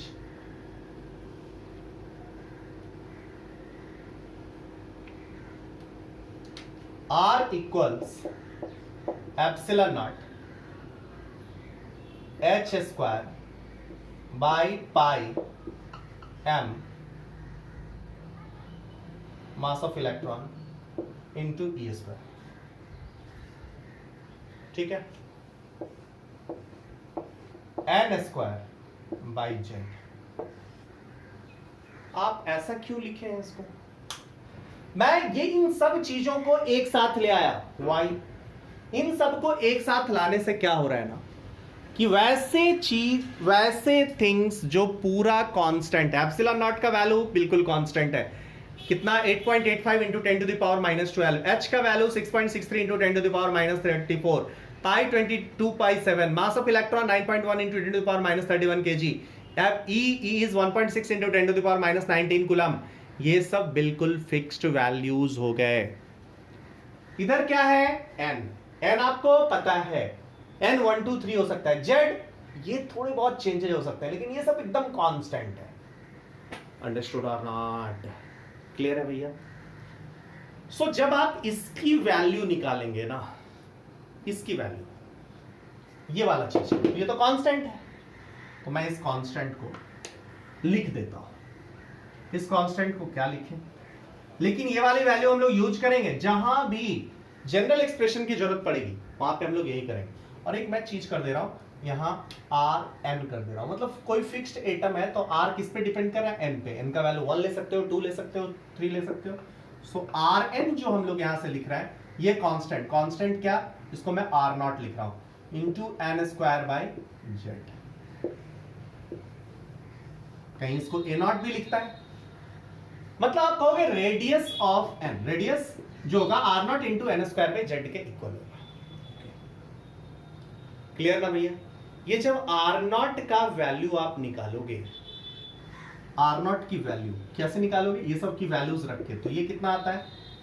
ये आता है 0.529 एंगस्ट्रॉम, और आप बोल सकते हो 0.529 into 10 to the power -10 metre, और इसको बोल सकते हो 52.9 पिकोमीटर एज यूज। समझ में आई बात? सो ये वैल्यू कहां से आएगा? अरे इसको पुट करेंगे यार, कैलकुलेटर से करेंगे, आ जाएगा। आज के बाद इसको याद रखना पड़ेगा। यस, आज के बाद कभी भी रेडियस ऑफ द ऑर्बिट की बात होगी, यही वाला एक्सप्रेशन हमें याद रखना पड़ेगा। ये याद रखने की जरूरत है क्या? नो, ये वाली याद नहीं रखनी। ध्यान कौन सा रखना है? ये वाला। इसी से सब क्वेश्चन सॉल्व होगा। Understood or not? क्लियर है ना भैया? इसी से सारा चीज सॉल्व होने वाला है। नाउ अब हमें n का मिनिमम वैल्यू, मतलब for fixed Z, means let suppose for hydrogen atom बात करें, फॉर हाइड्रोजन एटम जेड कितना हो गया? 1, means r equals to what? r naught into n square. Clear है? n का मिनिमम वैल्यू कितना? n का मिनिमम वैल्यू 1 है। n को 1 पुट करो, r equals to r naught. n को 2 पुट करो, r equals to 4r naught. n का वैल्यू 3 पुट करो, r equals to 9r naught. अच्छा, अब चलो फर्स्ट पोस्टुलेट पे। फर्स्ट पोस्टुलेट में आपको क्या बोला गया था? इन फर्स्ट पोस्टुलेट हमें बोला गया था, मैंने आपको बताया था कि भैया रेडियस ऑफ द ऑर्बिट या radius of the stationery state या अलाउड एनर्जी लेवल फिक्स्ड होता है। आर नॉट है, उसके बाद 4r नॉट है, उसके बाद 9r नॉट है, मतलब सर्टेन रेडियस पे इलेक्ट्रॉन मूव करता है। ऐसा बोर ने जंक्शन लिया था। ये सर्टेन रेडियस आ रहा है कि नहीं आ रहा है? आर नॉट से पहला रेडियस किस पे मिला? आर नॉट पे। सेकंड किस पे मिला? 4r नॉट पे। थर्ड ऑर्बिट कहां मिला? 9r नॉट पे। फर्स्ट ऑर्बिट कितना मिला? आर नॉट पे। सेकंड ऑर्बिट किस पे मिला? 4r नॉट पे। थर्ड ऑर्बिट किस पे मिला? 9r नॉट पे। मतलब यही n इक्वल्स टू 1 लिखे तो r नॉट मिला, n इक्वल्स टू 2 लिखे तो 4r नॉट मिला, n इक्वल्स टू 3 लिखे 9r नॉट मिला। मतलब इसी n को ऑर्बिट नंबर नहीं बोल दिया जाए? अरे पहला ऑर्बिट n को 1 पुट करने से है, दूसरा ऑर्बिट n को 2 पुट करने से है, तीसरा ऑर्बिट n को 3 पुट करने से है। मतलब n को हम लोग ऑर्बिट नंबर बोल सकते हैं कि नहीं? यस, n ऑर्बिट नंबर हो सकता है। सो आज के बाद हम लोग n क्या बोलेंगे? हम लोग बोलेंगे n इज ऑर्बिट नंबर और n is principal quantum number. ठीक है, ओके। मतलब ये स्टेशनरी स्टेट्स के नंबर हुए 1 2 3। क्या रिप्रेजेंट करता है? n1 first stationery state, n2 second stationery state, n3 third stationery state. इसी को हम लोग प्रिंसिपल क्वांटम नंबर भी बोलेंगे। क्लियर है ना भैया? क्लियर है ना? आगे प्रिंसिपल क्वांटम नंबर के बारे में हम लोग पढ़ेंगे। मतलब हमें n भी पता चल गया कि n को हम लोग आज के बाद ऑर्बिट नंबर बोलेंगे। ठीक है, अब इसके बाद हमें यह भी पता चला कि भैया मेरे अलाउड एनर्जी लेवल जो हो सकता है, पहला ऑर्बिट r नॉट होगा, 4r नॉट होगा, 9r नॉट होगा। इस चीज को थोड़ा एक्सप्लेन करें। जो बोर का फर्स्ट पोस्टुलेट था, बोर का फर्स्ट पोस्टुलेट क्या था? तो भैया बोर का फर्स्ट पोस्टुलेट ये रहा, न्यूक्लियस। न्यूक्लियस के बाद ये वाला फर्स्ट ऑर्बिट, ये वाला second orbit, this one is r not, this one is 4r not, इसके बाद वाला 9r नॉट। आपको बात समझ में आ गई होगी? मतलब certain energy orbit, certain levels पे इलेक्ट्रॉन रिवॉल्व करेगा, उसके रेडियस दिए हुए 3r not not allowed, 2r not not allowed, 1.5r not not allowed, allowed कौन? r नॉट, उसके बाद 4r नॉट, उसके बाद 9r नॉट, उसके बाद 16r नॉट। मतलब पहला नोट यहां से जो हम लोग लिख सकते हैं, फर्स्ट नोट फटाफट,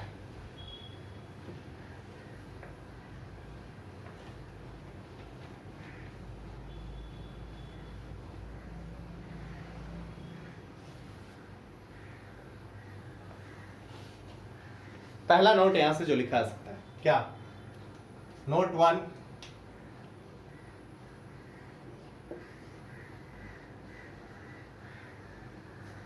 radius of hydrogen atom first orbit, radius of hydrogen atom second orbit, radius of hydrogen atom third orbit, radius of hydrogen atom four orbit का जो रेशियो होगा वो क्या होगा,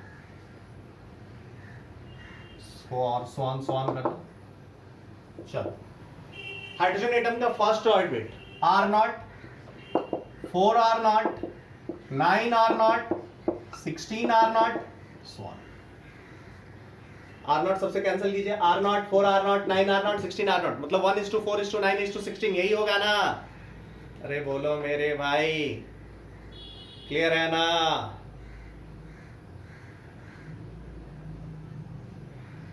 क्लियर है?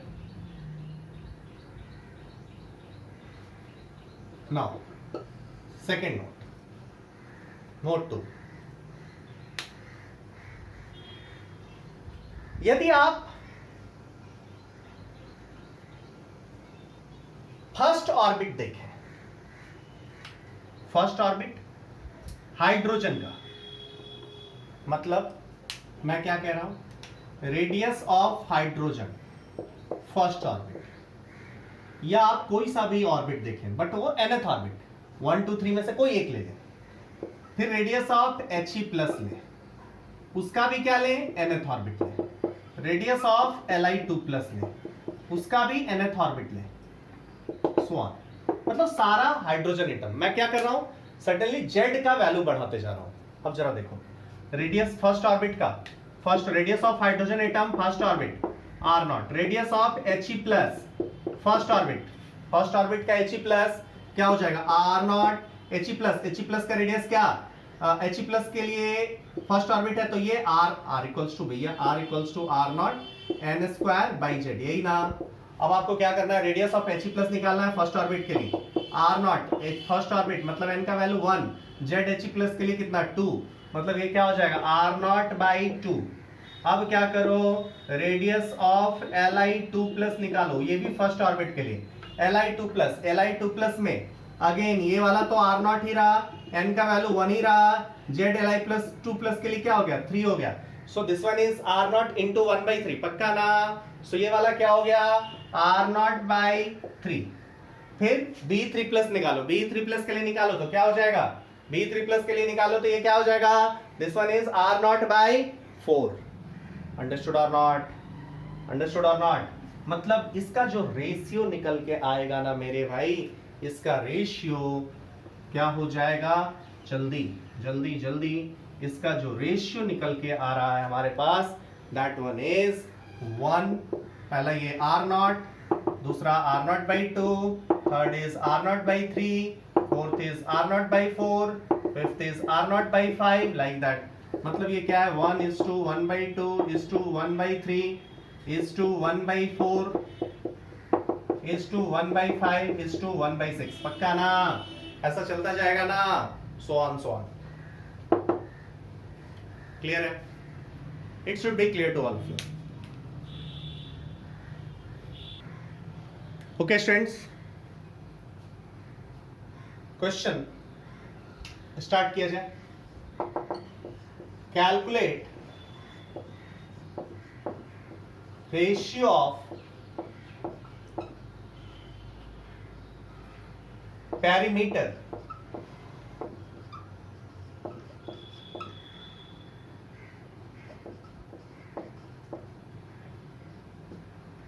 of first orbit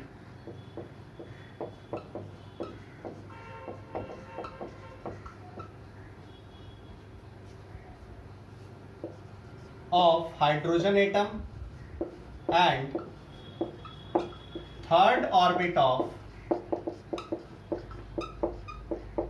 Li2 plus ion.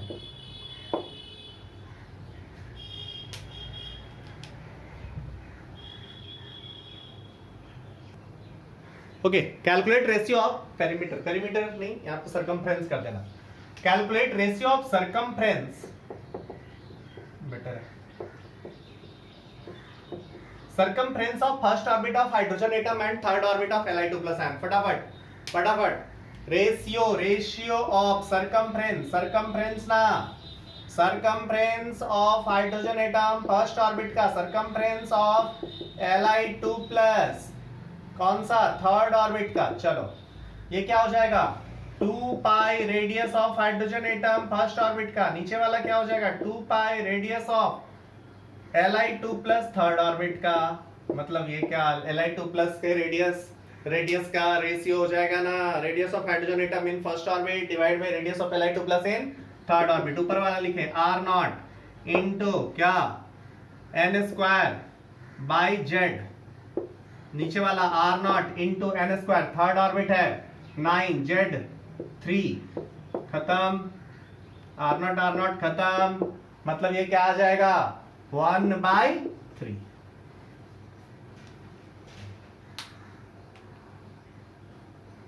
समझ में आ गया, क्लियर है भैया,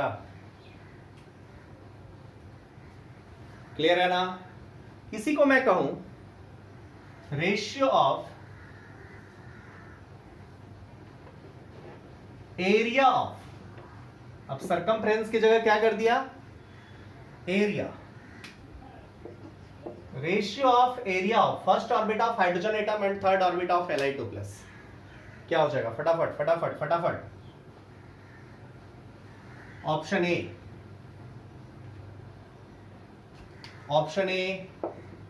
1/3, option B 3/1, option C 1/9, option D 9। चलिए क्लियर क्लियर क्लियर। अरे भैया जल्दी करो, क्या आया, एरिया है ना, मतलब area of hydrogen atom first orbit का, area of Li2 plus ion कौन सा orbit, third orbit, pi R hydrogen atom first orbit का square, pi R Li2 plus third orbit का स्क्वायर, पाई से pi cancel, radius of hydrogen atom R0 1/1, R0 n square 3 square by 3, R0 cancel. अरे बोलो मेरे भाई,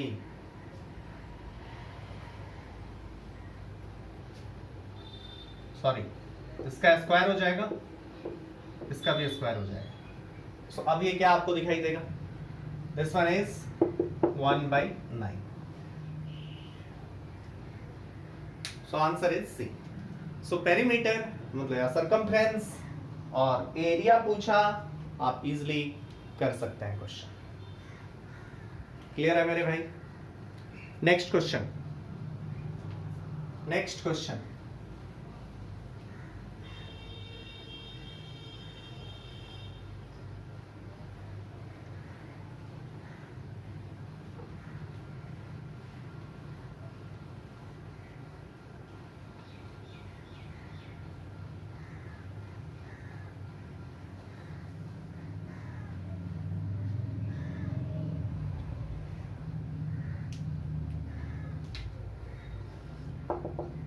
if radius of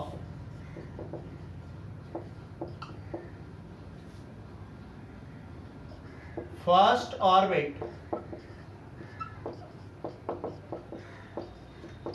of hydrogen atom is x,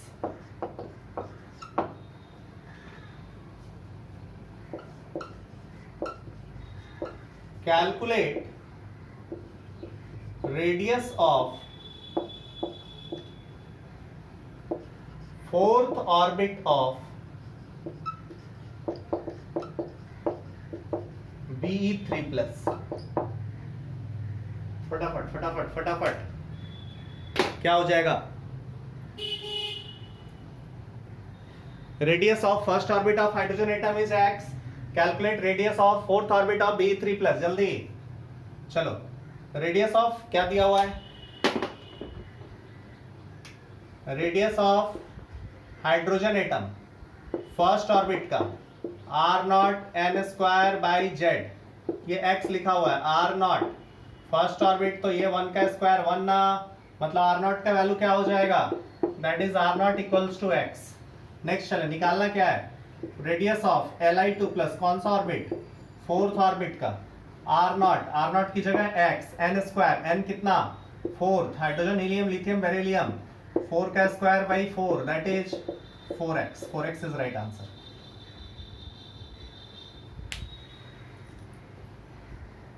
clear है भैया, हो जाएगा।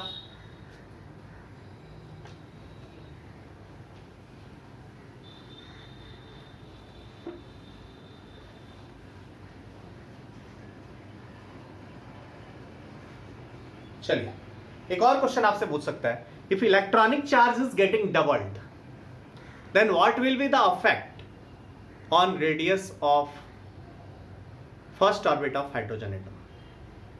इलेक्ट्रॉनिक चार्ज इज डबल्ड, चलिए फटाफट क्या बोलेंगे, R इक्वल्स टू, अब तुरंत डेरिवेशन वाला पार्ट हमें पता है, epsilon naught h square pi me square into n square by z, यही पता था ना, e स्क्वायर के मतलब radius inversely proportional to e square है, अरे बोलो। सो थर्ड नोट और फोर्थ नोट कंटिन्यू करके आप इसको लिख लेंगे, fourth note third note continue करके लिख लेंगे। थर्ड नोट क्या हो जाएगा, radius is inversely proportional to e square. Fourth note is radius is inversely proportional to mass of electron, मतलब रेडियस इलेक्ट्रॉनिक चार्ज को डबल किया, रेडियस 1/4 टाइम्स हो जाएगा, मास को डबल किया, रेडियस हाफ हो जाएगा, मास ऑफ इलेक्ट्रॉन को हाफ किया, रेडियस डबल आ जाएगा।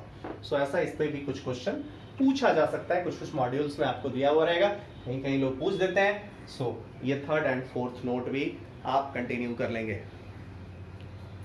अंडरस्टूड और not, it should be clear to all of you.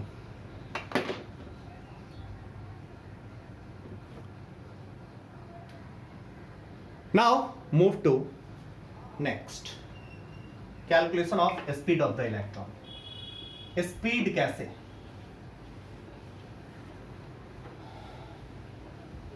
Speed कैसे, रेडियस का हम लोगों ने काम कर लिया, हमारे पास दो इक्वेशन था, कौन सा, me into we into R is equals to what, n into h by 2 this one is equation number 1। Second equation क्या था, 1/4 pi epsilon naught Z e square by क्या, R square is equals to M e into we square by R. M e लिखा हुआ है मतलब e से multiplied मत समझना, ई सबस्क्रिप्ट है, अंडरस्टूड और नॉट। इन दो इक्वेशंस को हम लोग सॉल्व करें, इन दो इक्वेशंस को सॉल्व करके हम लोग अब स्पीड निकालने जा रहे हैं। स्पीड कैसे निकलेगा, अब क्या करो, r को रिप्लेस कर दो, r is equals to what, यहां से देखें तो NH बाई 2 पाई mv आएगा ना, जस्ट रिप्लेस करो, इक्वेशन 2 को लिखो इससे। सो क्या हो जाएगा, यहां से एक r तो चला गया है ना, okay, 1/4 pi epsilon naught Z e square by r की जगह पे क्या रख दिया, NH divided by 2 pi mv is equals to me into we square. बोलो मेरे भाई, इसी को सॉल्व करना है ना, चलो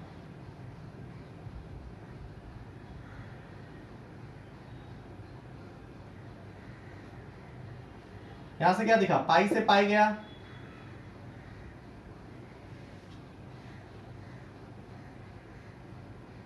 ठीक है, चलो फटाफट फटाफट फटाफट, v इसको इधर लेके जाए, me into we square is equals to, इसको इधर लेके आया, 2 से 2 गया, 1/2 z e square by NH into mv, mv ऊपर आ गया, 2NH जेड ई स्क्वायर।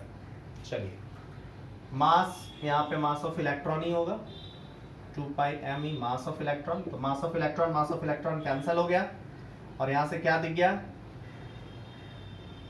क्या दिख रहा है, चलो बोलो भाई, यहाँ पे एप्सिलॉन छूट गया है, 2 epsilon NH, 2 epsilon NH। Clear है? एक V कैंसर, तो आपका आ गया, क्या आ गया?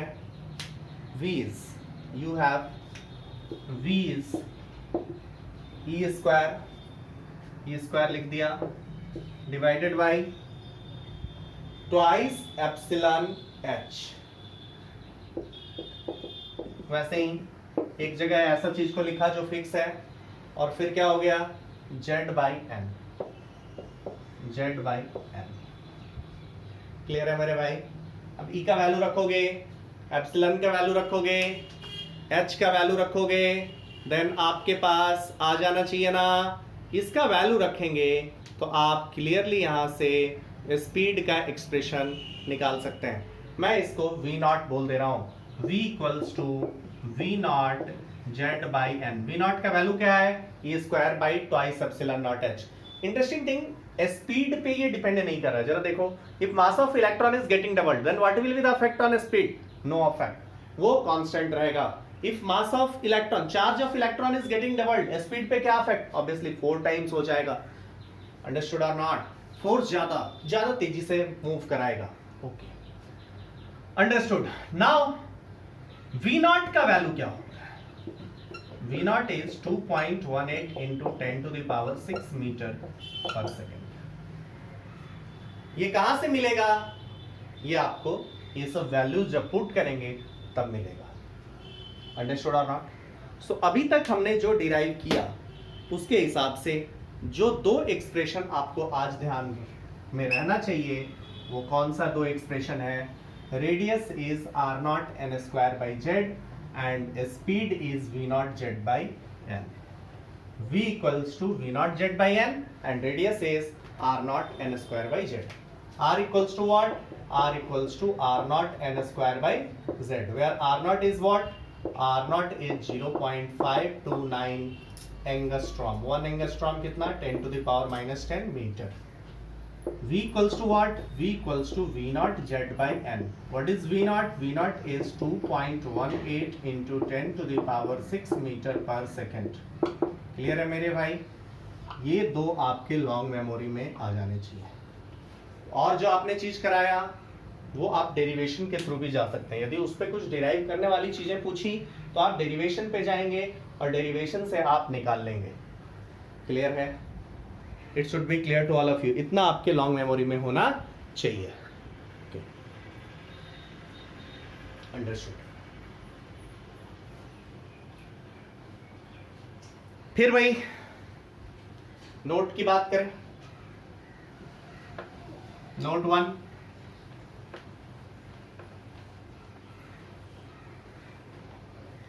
Speed of hydrogen atom, first orbit, speed of hydrogen atom, second orbit, speed of hydrogen atom, third orbit, so on. Ratio क्या हो जाएगा? 1, 1/2, 1/3, 1/4, सो ऑन। n का वैल्यू 2 रखते जाओ। पहला रखा V0, सेकेंड रखा V0/2, थर्ड रखा V0/3, 4 रखा V0/4। क्लियर ना? अरे समझ आया तो? फर्स्ट नोट क्लियर है ना? नोट 2, नोट 2 क्या? Velocity of hydrogen atom nth orbit का ratio, velocity of He plus nth orbit का ratio, velocity of Li2 plus hydrogen helium lithium nth orbit का, ये सब रेशियो क्या होना चाहिए? जल्दी। Hydrogen atom nth orbit V0 by N। फिर अगला क्या हो गया? Twice V0 by N, thrice V0 by N, 1:2, 2:3, so on, यही ना?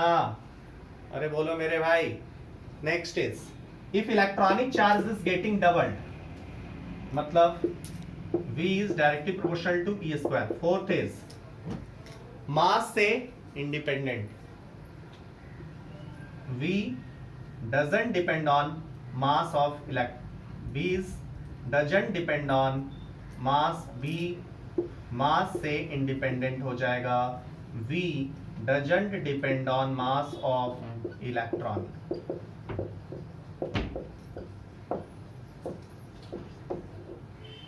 अंडरस्टूड और नॉट? क्लियर है मेरे भाई? इतना सब कुछ सारा पॉइंट समझ में आपके आना चाहिए. It should be clear to all of you. चलिए, अब इन दोनों को मिक्स करके भी क्वेश्चन बनाया जा सकता है. कैसे? चलिए, एक क्वेश्चन लिखे. Calculate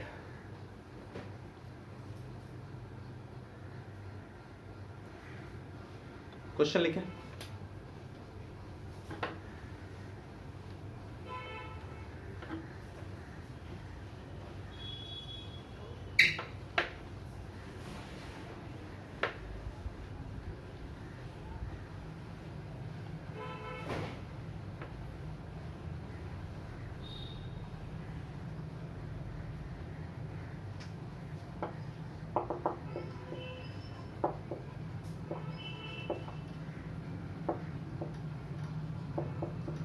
Radius of the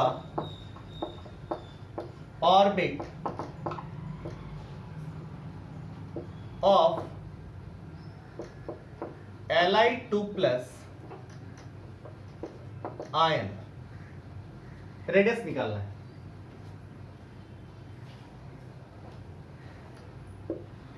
In which electron of Li2 plus ion is moving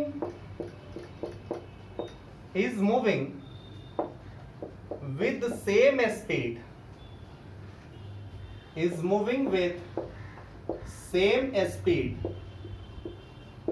as that of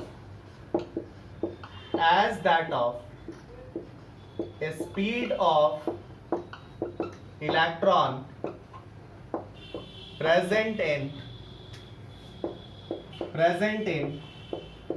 first orbit of hydrogen atom. Hydrogen atom के फर्स्ट ऑर्बिट में, मतलब क्वेश्चन कहने का मतलब क्या है, radius of the orbit of Li2 plus, radius of the orbit of Li2 plus निकालना है. In which electron of Li2 plus ion is moving with same speed, जिसमें कि electron of Li2 plus ion same speed से move कर रहा है as that of क्या, same speed as that of speed of electron present in first orbit of hydrogen atom. First orbit of hydrogen atom में जिस speed से move करता है उसी स्पीड से भैया मेरे मूव कर रहा है. बहुत आसान सा क्वेश्चन है, सिंपल. आपके लिए hint, velocity of hydrogen atom in first orbit v0 हो जाएगा कि नहीं हो जाएगा? v0 हो जाएगा ना. अब चलिए क्या करना है, वेलोसिटी ऑफ स्पीड ऑफ किसका निकालना है, स्पीड ऑफ Li2 प्लस निकालना है. लेकिन इसके बारे में बोल रहा है, निकालना तो रेडियस है, लेकिन Li2 प्लस के nth ऑर्बिट में स्पीड v0 होगा. लेट्स सपोज Li2 प्लस के nth ऑर्बिट में इलेक्ट्रॉन प्रेजेंट है और उस इलेक्ट्रॉन का स्पीड v0 है. पहले तो n निकालना पड़ेगा ना Li2 प्लस में, तो इसको क्या लिखोगे, v0 z v0 into z कितना, hydrogen helium lithium 3 by n, that should be equals to v0 cancel, मतलब n का वैल्यू 3 आ गया. मतलब third orbit of Li2 plus होगा जिसमें कि इलेक्ट्रॉन का स्पीड वही होगा जो यहां पे है, जो हाइड्रोजन एटम के फर्स्ट ऑर्बिट में इलेक्ट्रॉन का है. सो अब रेडियस निकाल सकते हैं ना. क्या हो गया, r0 into n square by Z. n कितना है भैया, 3 है. z कितना है, 3 है. सो ये 3r0 आ जाएगा कि नहीं? सो आंसर इज 3r0.